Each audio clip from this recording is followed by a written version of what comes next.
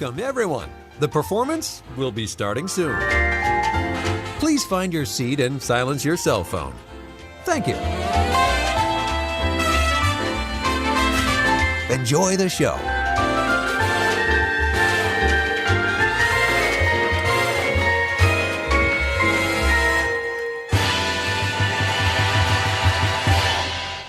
Hey, I'm John Chen. I am the author of Engaging Virtual Meetings, and you're here on the Engaging Virtual Interview Series. Today, we've got some international flavor. This person reached out to me and got a really chance to look at a very unique design for engaging. You know, I think that now we have to look for things beyond just a normal meeting. And of course, you know me, I'm a team builder, so I'm always looking for the experiential pieces. So I'm excited to bring our guest on today. Let's see, our guest, let's bring on from Sweden, let's bring on Nada Kateb. Here we go. All right, Nada, how are you doing? Hello, John. How are you? All good here. Thank you. All good here. Now, wait, if you don't mind, we can do a little Vax talk. I heard that you just got a first shot. Is that correct? Yes, Moderna it was for me today. Good. Like, oh, that's right. It's 5 p.m. there. So was it like just this afternoon? Yeah, it was 2 p.m. 2 p.m. Okay, well, excellent. Congratulations for joining the ranks, at least here in America now. There's about 75%. It's only taken 18 months, but 75%. So, and I'm curious, you know, what's happening in Sweden? Is vaccination looked upon as a favorable thing, or is it people trying to make their own choices? What's happening in Sweden? I think it's definitely favorable, but there's not so much pressure to get vaccinated if you don't want to, but it's absolutely recommended. Well, excellent. I'm going to give a shout out to my good friend Martin Clover, my other good friend from Sweden, who used to come to the States all the time, and he hasn't been here in 18 months. All right, well, great. So Nada, let's do this. Thank you again for reaching out to me, and I get a chance to meet you. This is the cool part about virtual. This is a little bit easier. It doesn't cost as much jet fuel and everything else. You reached out to me. For my friends who don't know you, tell them who you are and what do you do? So I'm a designer and I've designed a game which I call Swedifine. It's a bluffing game that introduces you to Sweden in a bit of a peculiar way through some unusual fun facts, I'd say.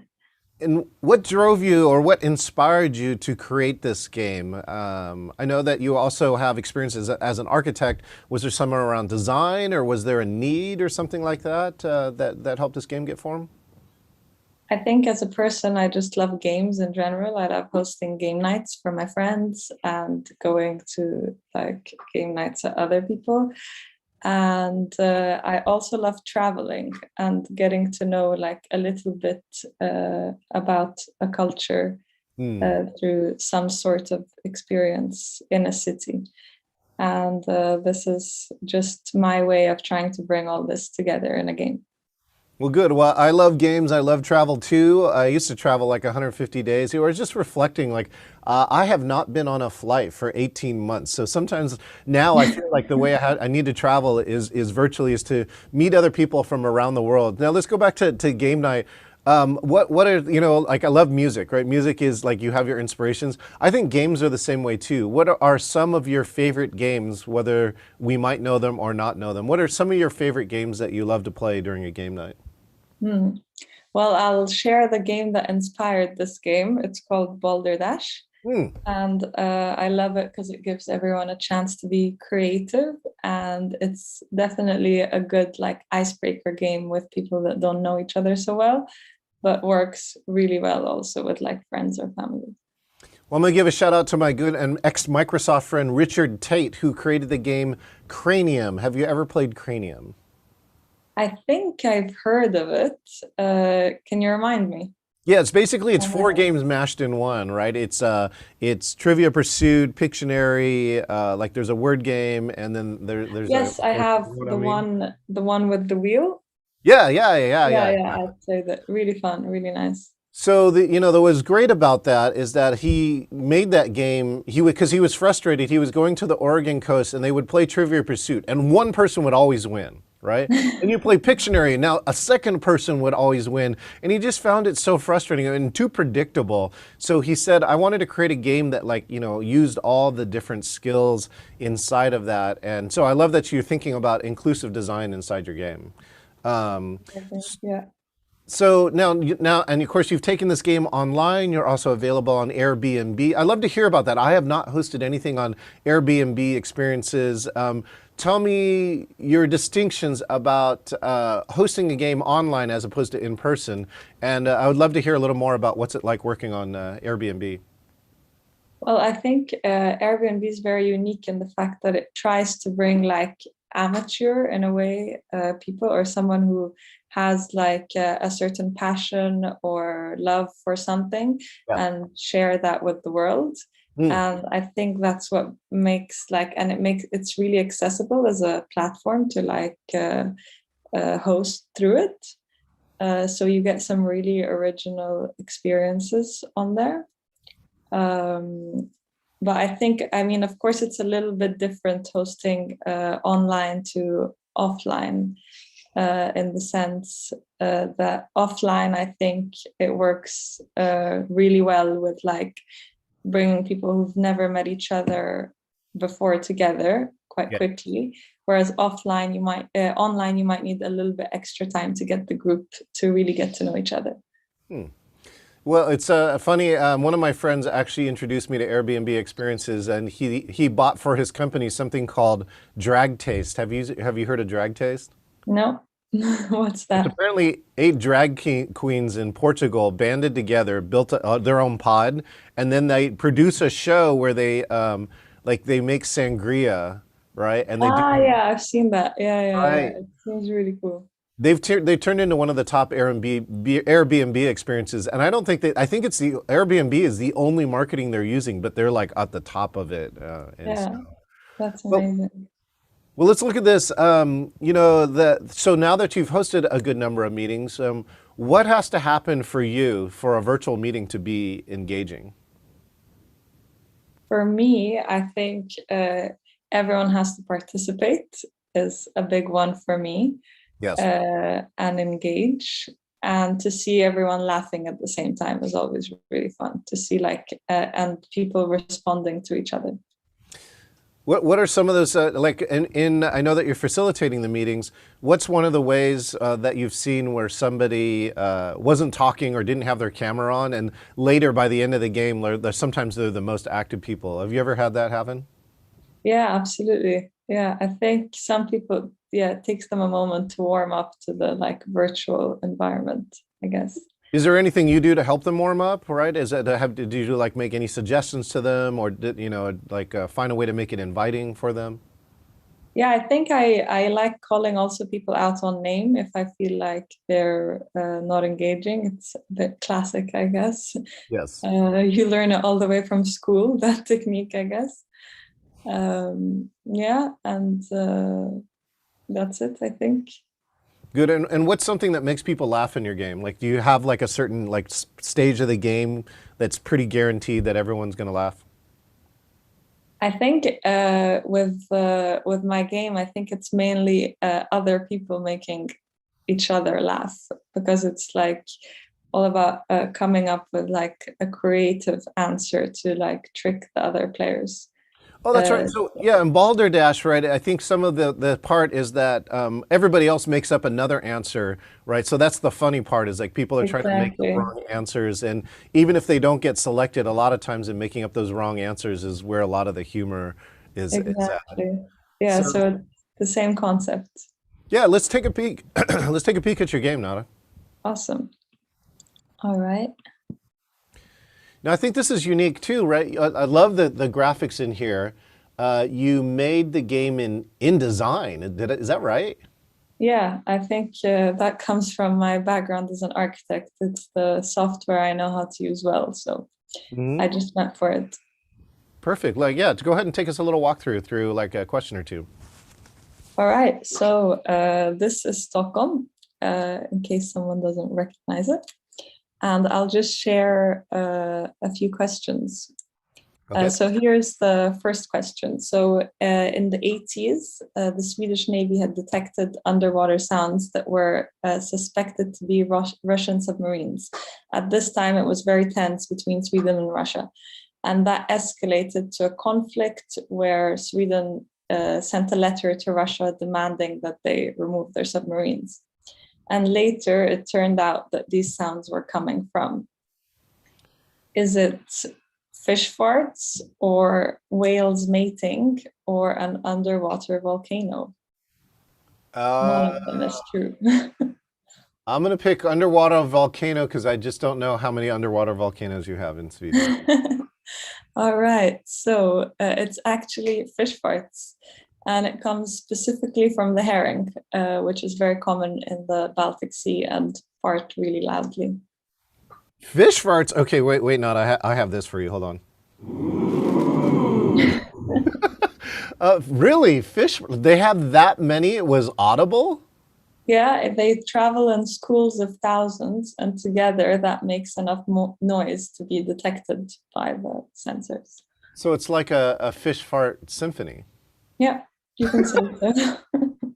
Okay, and so in the gameplay with this, right? This was a question. It had 3 answers, and then if I get it right, I like either move forward or something like that. Yeah, so you don't get to move now, but yeah, supposedly you move along, and it's like, and you can play it individually or as teams, depending on like the group size. I set it up differently.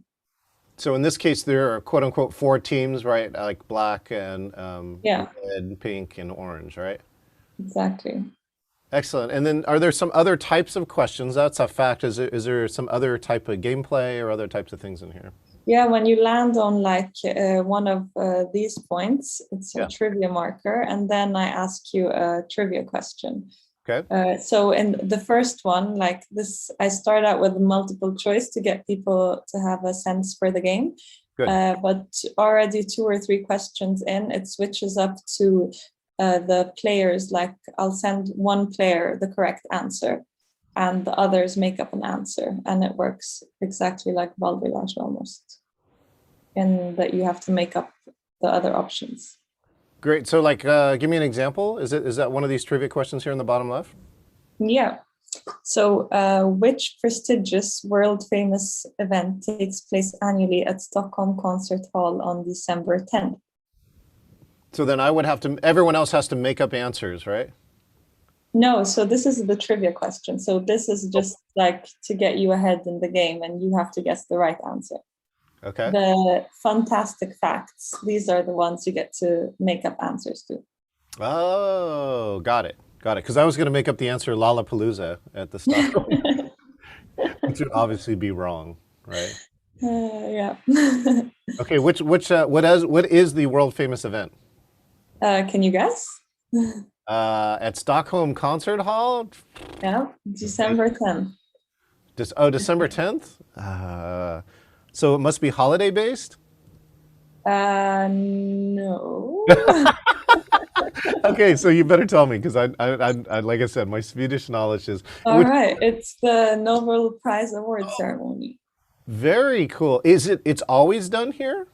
Yeah, and it's the date of the anniversary of Alfred Nobel's death. Oh, see? Okay, that's good. I did not know that. Yeah. Let's see, wait. I have another one for that. You ready? There you go. Nice. Yeah, the Nobel Prize. Very cool. So then what happens then again is it's the end of the game, it's just who gets to, the last piece for there, although it's called what? Niet Carnegie? Yeah, that's a brewery. So all the stops featured on this map are like some of my favorite spots in the city. And Oh, nice you get to like see and a little bit of the places Oh, wait, we what's have that? here in Stockholm. So this is Fotografiska, which is the photography museum here in Sweden. And they have like temporary exhibits that they change up a lot. And Very then you have cool. like, yeah, my favorite bar here What's in it called? Stockholm. It's called Omnipolis. It has, it's like a brewery in itself as well, and it has fabulous pizza as well as some really original beers. Original beers. Yeah. Excellent. It looks kind of like a witch hat, right? It feels Yeah. kind of Harry Potter. It has that vibe also when you go. What's your favorite beer? My favorite beer there or in Stockholm in general? There. There. It's this slushy pink beer that they put in and it's like a sour beer. It's Ooh. super nice. Sour beers are making a big surgence here in America, right? But drinking is making a big surgence here in America in the pandemic. There's like 30 to 40% more alcohol drink. But no, sours. I really like that sours is making making an insurgence here in America. So yeah, where are you going to go with this game? In other words, can this game be customized if somebody else wanted to not be in Sweden, they wanted to be somewhere else? Could you customize this game or rebuild it for another location?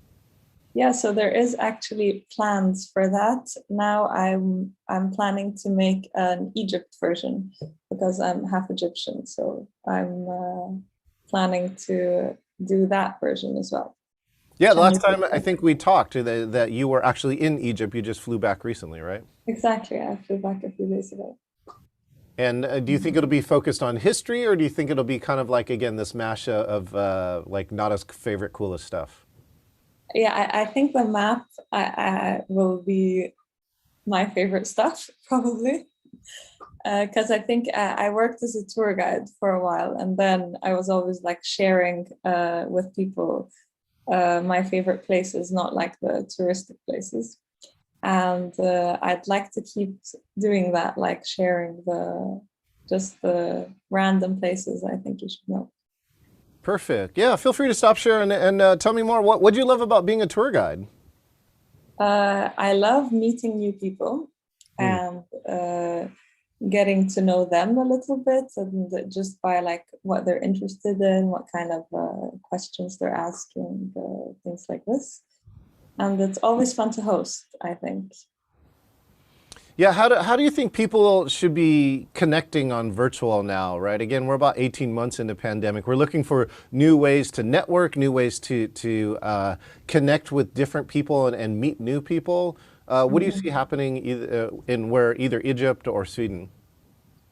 I think, well, on Airbnb, I noticed hosting there that a lot of the people know each other from other experiences, and they've got like a WhatsApp group going on, and like it's a whole community where I see them really like connecting and getting to know each other. And then someone like they met physically when the restrictions eased up a bit in America. Most, I think, people who use Airbnb experiences are in the US, actually, I think. Well, you know what I love about that too, Nada, is what you're telling me is like Airbnb now has created a community, right? Exactly. So that's a really beautiful thing, I think. And what do you see some of the best things that either Airbnb or other places are doing to help build a community? I think offering like a platform for meeting is one of just even though it sounds really basic, I think it's really important, because as you lose out like the basic human interactions you used to have in your day-to-day life, it's important to it adds richness if you want to just get that even post-pandemic, like randomly in one evening. Well, perfect. Speaking of community, right? We have a new saying here, and that's like, it's not just a conference, it's a community. We are hosting a conference on October 19th through 23rd, and it's just go to engagingvirtualmeetings.com/conference. There's a free ticket there as well as a paid ticket, and we're looking to, when you actually register for that, you will get 5 days of education in October. And the whole key here is that you'll have a membership for a year. We're going to look to see how can we create that group, to stay together or to learn together. That actually might be a great place here where I want to bring Nada in and play this game with a group of people, even if they're not from Sweden, so they learn something about Sweden. I have some highly competitive game players there too, all right? And so I think that will be great to figure out, who could actually win this game. But that's, in the community, I want to do that, which is highlight different people who are doing great things in virtual around to see that. So with that, Nada, what do you see as the future of virtual? So you see now that, we can actually play games with people from around the world for a very low cost, right? Very cost-effective, different kind of way. What do you think is going to happen with virtual meetings in the future?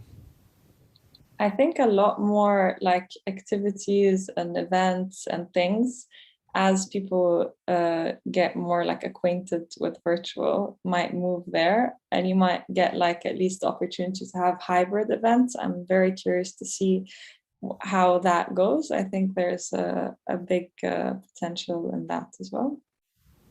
Yeah, I think hybrid is, it's really interesting. One of my very good friends just gave me one very counterpoint, which says like he went through and for himself and he said, what's the case for hybrid? And he went back through it and he says, there almost isn't a case. And I'm like, oh, wow, that's really thought provoking, because he just said either it should be all virtual or all in person. So I'll be curious to see if hybrid lives or dies.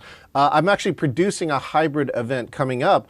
Very important topic. It's about the Unity. It's called Unity and Voices, and it's about how blacks and Asians here in America, right, sometimes work together and sometimes don't work together. And so I'm going to find that program very interesting. Some of our top Asian and black leaders here in Seattle are going to do that. And it's going to be hybrid, meaning that it's going to be live with about 40, 50 people and then have a virtual audience of about 200 or so. So I hope you turn into that program. Watch my channel, facebook.com/CEO John Chen for that. So Nada, thanks so much for that. If people want to find you, how would they find you, Nada? You can find me on Instagram or Airbnb. And Instagram is Swedefine, S-W-E-D-E, or Swedefine, S-W-E-D-E-F-I-N-E, which I think is the name of your game.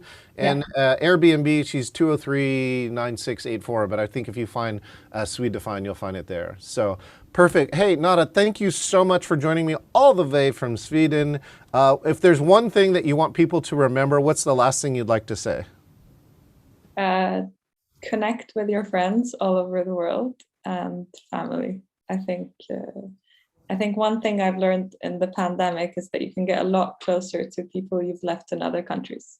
Excellent. And of course, with the what's the one thing? Oh, how do you say goodbye in Sweden? Hej då. Excellent. Thank you so much, Nada. We'll see you next time. Thank you, John.